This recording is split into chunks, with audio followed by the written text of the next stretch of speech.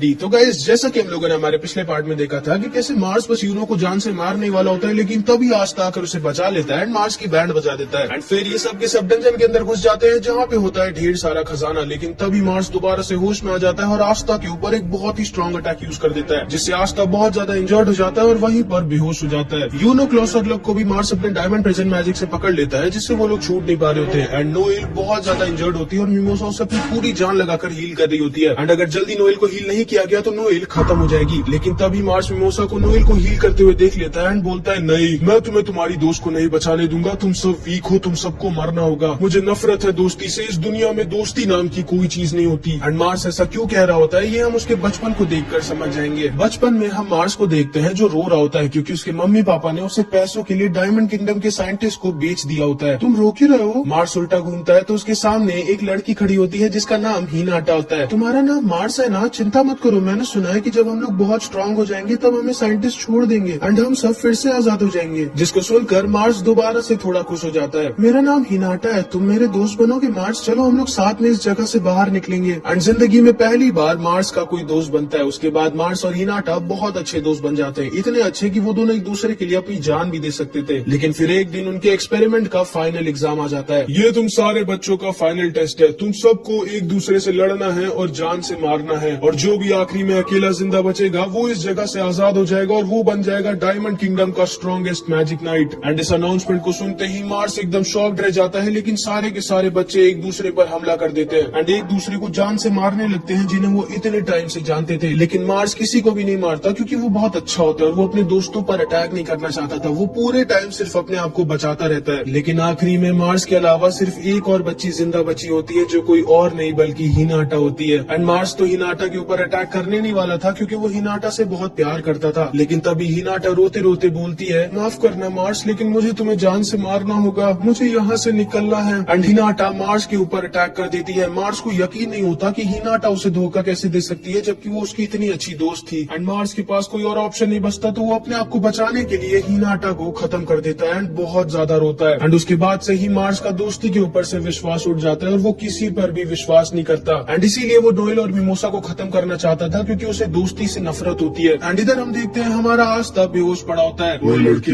मेरी बेइज्जती मत करा, जल्दी उठ, मेरे पास तेरे लिए कुछ है। जिसको सुनकर आस्था होश में आ जाता है एंड उसको समझ में नहीं आता कि अभी भी उसको किसने उठाया था। एंड तभी वो देखता है उसके बगल में एक छोटे साइज की तलवार जमीन में घुसी हुई होती है। एंड इधर हम देखते हैं मार्स इन दोनों के ऊपर अपने डायमंड ब्लेड से अटैक कर देता है। मिमोसा! लेकिन तभी वहाँ पर आस्था अपनी नई स्वॉर्ड लेकर पहुंच जाता है और मिमोसा और नोएल को बचा लेता है। एंड अब तो आस्था की तलवार का साइज बहुत कम होता है तो आस्था आसानी से मार्स के सारे अटैक्स रोक देता है। तुम फिर से आ गए? आस्था सोचता है, नहीं, मैं अभी मार्स पर अटैक नहीं कर सकता, मेरा मेन काम इस समय नोएल को प्रोटेक्ट करना है। लेकिन तभी हम देखते हैं नोएल भी होश में आ जाती है और कहती है, आस्था, मेरी चिंता मत करो, अब मैं ठीक हूँ, जाओ बैंड बजा दो इसकी। जिसको सुनते ही आस्था तैयार हो जाता है मार्स की बैंड बजाने के लिए। एंड तभी मार्स आस्था के ऊपर अटैक कर देता है और आस्था अपनी नई तलवार से अपने एंटी मैजिक वेव से अटैक कर देता है। आस्था सिर्फ अपने एक अटैक से मार्स को दोबारा से दूर फेंक देता है एंड मार्स दूर जाकर गिर जाता है। लेकिन इस बार मार्स का अटैक भी आस्था को लग जाता है एंड आस्था के पेट में मार्स का एक डायमंड घुस जाता है एंड आस्था वहीं पर बेहोश हो जाता है। ये सारे लोग अपने आप को आजाद करने की कोशिश करते हैं लेकिन मार्स का डायमंड प्रिजन बहुत ज्यादा स्ट्रांग होता है तो इसीलिए वो लोग मार्स के मैजिक से छूट नहीं पा रहे होते। आस्था वहीं पर बेहोश पड़ा होता है लेकिन मार्स फिर से वापस उठ जाता है। भाई बहुत स्ट्रांग होता है ये। एंड ये गुस्से में बोलता है, बस बहुत हुआ,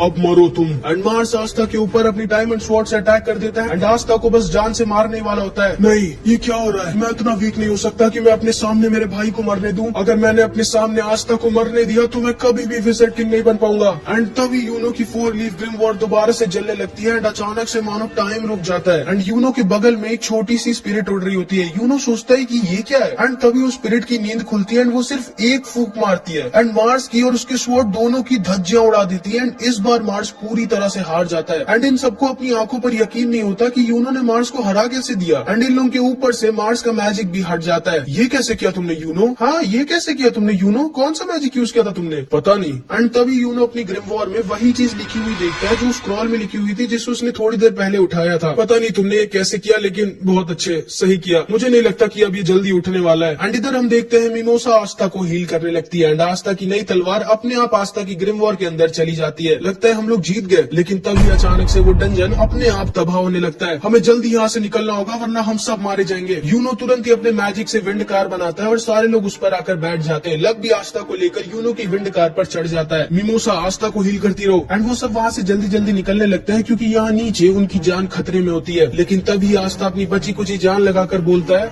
यूनो हमें उसे भी बचाना होगा। क्या बक रहे हो तुम हमारे दुश्मन को बचाना चाहते हो? तुम जानते हो ना वो कितना बुरा इंसान है। हाँ मैं जानता हूँ कि वो बुरा इंसान है, लेकिन हम लोग तो बुरे इंसान नहीं है ना, इसीलिए हमें उसे बचाना होगा। यूनो बोलता है ठीक है एंड वो लोग मार्स को बचाने के लिए उसकी तरफ जाने लगते हैं। लेकिन तभी एक बड़ा सा पत्थर उसके ऊपर गिर जाता है। यूनो उसे बचाने का टाइम नहीं है, उसे बचाने के चक्कर में हम सब मारे जाएंगे, निकलो यहाँ से। एंड मार्स को पीछे छोड़कर ये लोग किसी तरह अपनी जान बचाते हुए एक दूसरे की मदद करते हुए उस डंजन से निकल जाते हैं। बाल बाल बचे हम लोग। मजा आ गया, एक और बार चले क्या? तुम सही में पागल हो क्या? एंड ये सारे लोग उस डंजन से जिंदा बचकर निकल जाते हैं। लेकिन तभी हम लोटस को देखते हैं। लोटस भी वही नीचे ही था जो पूरे टाइम चुपचाप खजाना जमा कर रहा होता है एंड उसने मार्स को भी बचा लिया होता है जो कि अभी बेहोश पड़ा होता है। एंड अभी मार्स को उसका पूरा का पूरा पास्ट याद आ जाता है जो साइंटिस्ट ने उसे भुलवा दिया था जब हिनाटा ने उसके ऊपर अटैक कर दिया था और मार्स ने हिनाटा को खत्म कर दिया था। एंड वो जोर शोर से बैठकर रो रहा था। तभी हिनाटा उसके पास आती है और उसे हील करने लगती है। तुमने ऐसा क्यों किया हिनाटा? हम तो साथ में बाहर जाने वाले थे ना। माफ करना मार्स, लेकिन मैं जानती थी कि तुम मुझे कभी नहीं मारोगे, इसीलिए मुझे तुम पर अटैक करना पड़ा ताकि तुम मुझे मार दो और इस जगह से बाहर निकल जाओ। मेरा इस दुनिया में कोई भी नहीं है मार्स तुम्हारे अलावा, इसीलिए मैं तुम्हें मरने नहीं देना चाहती थी। अब जाओ मार्स, हम दोनों के संतिर पूरी दुनिया देखो। एंड ये कह के हिनाटा वहीं पर खत्म हो जाती है। एंड अब जाके मार्स को समझ में आता है कि नहीं, हिनाटा ने कभी भी उसे धोखा नहीं दिया था, वो मार्स से सच में बहुत प्यार करती थी। एंड तभी मार्स होश में आ जाता है। तो तुम होश में आ गए मार्स? देखो तो हमने बहुत बड़ा हाथ मारा है, अब हमारा पूरा गांव कई सालों तक पेट भर के खाएगा। हाँ मुझे बचाने के लिए thank you lotus, thank you. ये कब से इतना अच्छा हो गया? एंड इसी तरह डायमंड किंगडम वालों के लिए एकदम हैप्पी एंडिंग हो जाती है। एंड इधर हम देखते हैं आस्था होश में आ जाता है। एंड अब आस्था भी एकदम ठीक होता है, बस उसके पेट में थोड़ा सा दर्द हो रहा होता है। माफ करना आस्था, मैं तुम्हें पूरी तरह से हील नहीं कर पाई, मेरा मैजिक पावर खत्म हो गया था। नहीं मिमोसा, तुम्हें मुझे सॉरी नहीं, मुझे तुम्हें थैंक यू कहना चाहिए। तुम ना होती तो आज मैं जिंदा भी ना होता। Thank you mimosa. जिसको सुन के मिमोसा शर्मा के नोएल के पीछे जाके छुप जाती है। मतलब समझ रहे हो? दो लड़कियां पीछे पड़ गई हमारे आस्था भाई के। बताओ, पता नहीं मेरे पीछे कब कोई एक पड़ेगी। एनीवेज, इसके बाद हम देखते हैं क्लॉस इन दोनों के पास आता है और इन दोनों को गले लगा लेता है। माफ करना मुझे, मैंने आज तक तुम दोनों को अपने से नीचे समझा क्योंकि तुम दोनों एक कॉमनर थे, लेकिन अब मैं ऐसा कभी भी नहीं करूंगा। मुझे बहुत खुशी है कि हम सब के सब जिंदा है। क्लॉस सर, इतना जोर से मत गले लगाओ वरना मैं ज्यादा देर जितना नहीं बचूंगा। ओ माफ करना। वो यूनो, मुझसे लड़ाई करोगे क्या? चलो देखते हैं हम दोनों में कौन ज्यादा स्ट्रांग है। नहीं। अरे नोएल देखो, मेरी तरह तुम्हारे भी कपड़े फट गए। चुप रहो पागल। एंड इन लोगों की भी इधर एकदम हैप्पी एंडिंग हो जाती है। इसके बाद ये सारे लोग वापस अपने बेस लौट जाते हैं। इसके बाद हम थोड़े दिनों बाद देखते हैं, क्या मैं एक हफ्ते बाद सो के उठाऊं? और नहीं तो क्या भालू हो क्या तुम? कोई बात नहीं मेरे प्यारे आस्था, तुम्हारी चोट से रिकवर होने के लिए तुम्हें एक अच्छी नींद की जरूरत थी। और हाँ, नोएल को तुम्हारी बहुत चिंता थी, वो रोज रोज तुम्हारी तबियत देखने जाती थी। क्या सच में नोएल? झूठ बोल रही है ये। आस्था, अब तो तुम ठीक हो गए हो, मुझसे लड़ाई करोगे क्या? नहीं, अभी मुझे बहुत भूख लगी है। मुझे पता था तुम्हें भूख लगी होगी आस्था, इसीलिए मैं तुम्हारे लिए ढेर सारा खाना लाई हूँ। चार्मी सेंपाई, आप सबसे अच्छी हो। एंड आस्था पागलों की तरह खाना खाने लगता है। एंड तभी उसके गले में खाना अटक जाता है। ये लो पानी, सुअरों की तरह क्यों खा रहे हो? तुम्हारा खाना भाग के जाएगा नहीं कहीं। एंड तभी यामी दरवाजा तोड़ के अंदर आ जाता है। अरे तुम जिंदा तो हो ना बच्चे? मुझे लगा था कि तुम टैब बोल गए। नहीं, मैं जिंदा हूँ सर। अच्छी बात है कि तुम जिंदा हो। अब तुम जिंदा हो ही गए हो तो आज तुम्हें रॉयल कैसल जाना होगा डंजन की रिपोर्ट देने। मैं भी जा सकता हूँ क्या यामी सर? नहीं, तुम नहीं जाओगे। तुम जब भी जाते हो किसी न किसी को इंजर्ड करके आ जाते हो। मैं नहीं जा सकता हूँ यामी सर, मुझे मेरी बहन मैरी से मिलने जाना है। तुम्हें भेज भी कौन रहा है? मैं जाऊँ क्या? हाँ तुम जा सकती हो, लेकिन रॉयल कैसल नहीं, किचन में जाओ, मेरे लिए खाना लेके आओ। हाँ ओके। आस्था और नोएल तुम दोनों अकेले रॉयल पैलेस जाओ। एंड यामी के ऑर्डर से आस्था और नोएल दोनों साथ में रॉयल टाउन में आ जाते हैं। वाह, कितनी बार तुम ये शहर देख चुके हो आस्था? हर बार आते ही पागल क्यों जाते हो? यकीन नहीं होता एक दिन ये पैलेस मेरा होगा नोएल। एंड नोएल फिर से सोच के शर्मा जाती है कि वो और आस्था फिर से साथ में अकेले। लेकिन तभी उन्हें अपने सामने यूनो की स्वॉर्ड दिख जाती है एंड वो लोग भी रॉयल पैलेस ही जा रहे होते हैं। ओए यूनो, पीछे तो देखो। एंड आस्था को देख के क्लॉस बहुत ज्यादा खुश हो जाता है। तुम एक हफ्ते तक कैसे सो सकते हो? भालू हो क्या? अपने काम से मतलब रखो। ओह हाय मिमोसा, कैसी हो तुम? एंड आस्था को देखते ही मिमोसा वहाँ से शर्मा के फिर से भाग जाती है। हाँ, ये भाग क्यों गई? मैं भी शायद उसे छोटी हाइट वालों से नफरत है। सच्ची में मार खाना चाहते हो क्या तुम आज? एंड नोएल मिमोसा के पास आती है और उससे पूछती है, क्या हुआ मिमोसा? पता नहीं नोएल, लेकिन मैं जैसे ही आस्था को देखती हूँ या फिर उसके बारे में सोचती हूँ, मेरा दिल बहुत जोर जोर से धड़कने लगता है। जिसको सुन के नोएल एकदम शॉक रह जाती है। क्या है ये? क्या बोली है तुम? पागल हो गई हो क्या? पता नहीं मुझे क्या हो रहा है, लेकिन हर वक्त मैं बस आस्था के बारे में ही सोचती रहती हूँ। एंड नोएल बहुत डर जाती है क्योंकि उसके सामने एक कंपटीशन आ जाता है जो खुद उसकी बहन होती है। एक मिनट, मुझे क्यों बुरा लग रहा है? मुझे क्या फर्क पड़ता है चाहे आस्था को कोई भी लड़की पसंद करे? ये क्या हो रहा है? एक मिनट, कहीं मुझे आस्था से। एंड ये दोनों लोग चिल्लाने लगते हैं। इन दोनों को क्या हो गया? कहीं इन दोनों के पेट में दर्द तो नहीं हो रहा? इसके बाद हम देखते हैं ये सारे लोग रॉयल पैलेस के गेट के सामने पहुंच जाते हैं। एंड तभी क्लॉस, मिमोसा और नोएल एकदम शॉक्ड रह जाते हैं और अपने घुटने टेक लेते हैं, क्योंकि इन लोगों के सामने खुद खड़े होते हैं द विजर्ड किंग। ये कौन है यूनो? पागल लड़के, ये कोई और नहीं बल्कि हमारे विजर्ड किंग सर जूलियस हैं, जिसको सुनकर आस्था और यूनो एकदम शॉक्ड रह जाते हैं। एंड ये दोनों भी अपने घुटने टेक लेते हैं। आस्था को यकीन नहीं होता कि उसके सामने खुद विजर्ड किंग खड़े हैं जो उसका वेलकम करने आए हैं। इसके बाद हम देखते हैं ये सारे लोग एक जगह पर खड़े होते हैं एंड विजर्ड किंग यूनो की ग्रिमवॉर्ड देख रहे होते हैं। एंड यूनो आस्था अभी तक शॉक में होते हैं और उनको यकीन नहीं हो रहा होता कि उनके सामने खुद विजर्ड किंग खड़े हैं, जो पूरी दुनिया के सबसे स्ट्रॉन्गेस्ट मैजिशियन है, जो अकेले पूरी दुनिया तबाह कर सकते हैं। वाओ, 4 लीफ ग्रिमवॉर्ड मैं जिंदगी में पहली बार देख रहा हूँ। तो लोग सही कहते हैं, विजर्ड किंग को रेयर मैजिकल पावर्स बहुत ज्यादा ही पसंद है। एक मिनट, ये स्पेल कहाँ से आई तुम्हारे पास यूनो?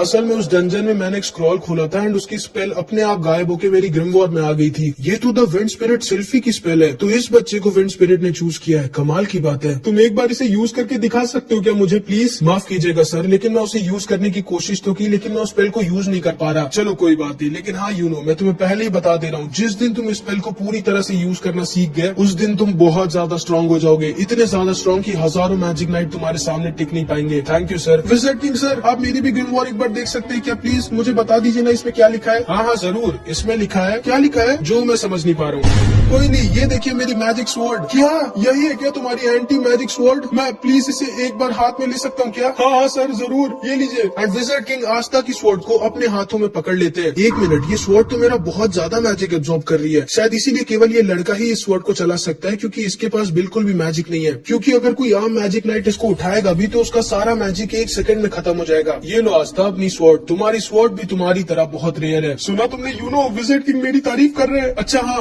विजर्ड किंग सर, मुझे आपसे एक क्वेश्चन पूछना था। क्या आस्था? एंड तभी आस्था और यूनो दोनों चिल्लाकर पूछते हैं कि हम कैसे विजर्ड किंग बन सकते हैं? तुम दोनों पागल तो नहीं हो गए? विजर्ड किंग से ही पूछ लो कि तुम उनको हटा के विजर्ड किंग कैसे बन सकते हो। मैं तुम्हें बताता हूँ, विजर्ड किंग बनने के लिए तुम लोगों को पूरे क्लोवर किंगडम की मंजूरी चाहिए होगी। नहीं क्लॉस। एंड तभी क्लॉस चुप हो जाता है। आस्था और यूनो, याद रखना, विजर्ड किंग बनने के लिए तुम लोगों को किसी की मंजूरी की जरूरत नहीं। तुम लोगों को इतना स्ट्रांग बनना होगा कि कोई भी तुम्हारे विजर्ड किंग बनने के डिसीजन को चैलेंज ना कर पाए। इतना स्ट्रांग कि अगर तुम बोलो कि तुम अगला विजर्ड किंग बनना चाहते हो तो कोई तुम्हारे सामने खड़ा ना हो जो तुमसे कह सके कि नहीं तुम नहीं, मैं विजर्ड किंग बनूंगा। एंड जिस दिन तुम लोग इतने स्ट्रांग हो जाओगे, उस दिन तुम लोग तैयार हो जाओगे अगला विजर्ड किंग बनने के लिए। जिसको सुन के आस्था और यूनो दोनों बहुत खुश हो जाते हैं कि उन लोगों को किसी की मंजूरी की जरूरत नहीं विजर्ड किंग बनने के लिए। उन्हें बस इतना ज्यादा स्ट्रांग बनना होगा कि उनके सामने कोई खड़े होने की हिम्मत ना करे। उसके बाद विजर्ड किंग इन सबको एक अवार्ड सेरेमनी में लेके जाते हैं, जहाँ पे वो उन लोगों को मेडल देंगे जिन्होंने इस बार मिशन में सबसे अच्छा परफॉर्म किया। ध्यान से देखना आस्था और यूनो, विजर्ड किंग बनने के लिए तुम्हें इन सबको हराना होगा। एंड तभी सेरेमनी हॉल का दरवाजा खुलता है और वहीं पे खड़े होते हैं बहुत सारे लोग, जहाँ पे नोएल के तीनों भाई बहन भी खड़े होते हैं, सॉलिड, नेब्रा और silver eagle magic knight squad का कैप्टन नोजेल। एंड ये बहुत ज्यादा स्ट्रांग होता है। एंड वहीं पे crimson lion magic knight squad का कैप्टन फुगी लियोन और ब्लू रोज स्क्वाड की कैप्टन शार्लेट भी होती है। एंड ये दोनों भी बहुत ज्यादा स्ट्रांग होते हैं। इसके बाद विजर्ड किंग उन सारे लोगों को मेडल देते हैं जिन्होंने सबसे ज्यादा स्टार्स कलेक्ट किए होते हैं, जिसमें गोल्डन डॉन के वाइस कैप्टन एल्केडोर को भी मेडल मिलता है। ठीक है, तो अब सारे लोगों को मेडल मिल चुके हैं, अब हम सब लोग साथ में मिलकर खाना खाएंगे। लेकिन तभी मैक्स विजर्ड किंग के कान में कुछ आकर कहता है, माफ करना मुझे आप लोग, लेकिन मेरे को एक काम आ गया, तो आप लोग आराम से खाना खाओ, मैं बाद में आऊंगा। एंड विजर्ड किंग ये कह के वहाँ से चले जाते हैं। उसके बाद ये सारे लोग खाना खाने लगते हैं एंड सारे के सारे लोग इन सबको बहुत बुरी नजरों से घूर रहे होते हैं। एंड इसीलिए इन सबको बहुत ज्यादा अजीब लग रहा होता है। लेकिन हमारे आस्था को कुछ फर्क नहीं पड़ता, वो मस्त अपना खाना ठूस रहा होता है। इसके अंदर शर्म नहीं है क्या? नहीं, पूरा बेशरम है। आस्था,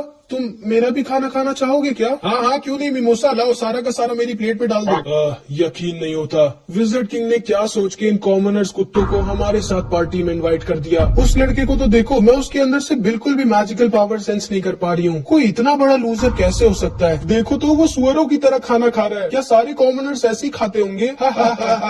एंड ये सारे लोग मिलके आस्था का मजाक उड़ाने लगते हैं, लेकिन आस्था को कुछ फर्क नहीं पड़ता। वो मस्त अपना खाना खा रहा था, क्योंकि उसकी आदत होती है, वो बचपन से ये सब सुनता है, जिसको देखकर मिमोसा को आस्था और ज्यादा पसंद आ जाता है। तभी एल्केडोर बोलता है, पता नहीं आखिर इन कॉमनर्स को रॉयल पैलेस में घुसने भी क्यों दिया जाता है। तभी फुगिलियोन का भाई लियोपोल्ड एल्केडोर से आके कहता है, तुम शायद भूल रहे हो एल्केडोर, तुम्हारी खुद की स्क्वाड में एक कॉमनर है जिसके पास वो 4 लीफ ग्रिमवॉर्ड है। हाँ मुझे पता है हमारी स्क्वाड में ये कॉमनर है, लेकिन हमारी पूरी स्क्वाड को इस कॉमनर के होने ना होने से कुछ फर्क नहीं पड़ता। सब के सब इससे नफरत करते हैं और हम सब इंतजार कर रहे हैं कब ये किसी मिशन में जाके खत्म हो जाएगा। और क्लॉस, मिमोसा और नोएल, तुम लोगों को शर्म नहीं आ रही क्या? तुम दोनों इन कॉमनर्स के साथ घूम रहे हो। लेकिन तभी नोएल का भाई सॉलिड कहता है, एल्केडोर तुम खाली मिमोसा और क्लॉस को ही डांटो, क्योंकि नोएल भी किसी कॉमनर से ज्यादा ऊपर नहीं है, वो भी सारे कॉमनर्स की तरह किसी काम की नहीं है। एंड नोएल का भाई सॉलिड उसके ऊपर आकर अपना पूरा का पूरा पानी गिरा देता है। तुम्हारी हिम्मत भी कैसे हुई नोएल हमारे सामने खड़े भी होने की? प्लीज ऐसा मत करिए आप दोनों। एंड तभी नोजेल नोएल से बोलता है, अभी भी तुम्हारे अंदर अगर थोड़ी सी भी शर्म बची हुई है नोएल तो भाग जाओ यहाँ से। एंड नोएल रोते रोते वहाँ से भागने लगती है, लेकिन तभी आस्था उसका हाथ पकड़ता है और कहता है, नहीं नोएल तुम कहीं नहीं जाओगी, इन सबको तो मैं देखता हूँ। एंड आस्था अपनी टेबल के ऊपर खड़ा होता है और जोर जोर से चिल्ला के बोलता है, ओए कान खोल के सुनो तुम सबके सब, मेरे बारे में जो भी कहना है कहो, मुझे कुछ फर्क नहीं पड़ता, लेकिन अगर तुम लोगों ने मेरे दोस्तों के बारे में कुछ भी कहा तो मुझसे बुरा कोई नहीं होगा। एंड तभी एल्केडोर अपने मैजिक से आस्था को पकड़ लेता है। कॉमनर कुत्ते, तुम्हारी हिम्मत भी कैसी हुई हमारे सामने अपना मुंह खोलने की? लेकिन तभी आस्था अपनी स्वॉर्ड निकालता है, एल्केडोर के मैजिक को खत्म कर देता है। क्या ये कैसे किया इसने? मेरी बात अभी खत्म नहीं हुई, तुम्हारा जो भी नाम है और तुम सब के सब याद रखना मुझे, मेरा नाम है आस्था और मैं वो हूँ जो एक दिन तुम सबको हरा के बनेगा विजर्ड किंग। मतलब सोच पा रहे हो तुम, आस्था 3 कैप्टन के सामने ये बोल रहा है कि मैं तुम सबको हरा कर बनूंगा विजर्ड किंग। एंड यहाँ पर इस एनिमे का पार्ट 6 खत्म हो जाता है। एंड इसके बाद जो हुआ वो इससे भी ज्यादा शॉकिंग था, जो कि हम अगले पार्ट में देखेंगे। इस पार्ट में इतना ही। एंड हाँ, मैं अगला पार्ट तब अपलोड करूंगा जब इस वीडियो पे 1 मिनट तुम लोग एक ही दिन में टारगेट पूरा कर देते हो। इस बार मैं थोड़ा बड़ा टारगेट दूंगा, क्योंकि थोड़ा तो टाइम चाहिए ना भाई इंसान को रेस्ट करने का। तो ठीक है, पार्ट 7 तब आएगा जब इस वीडियो पे 500 कमेंट्स आ जाएंगे। तो बस इस वीडियो में इतना ही, मिलते हैं अगली वीडियो में। अपना ख्याल रखना तुम सबके सब, बाय बाय।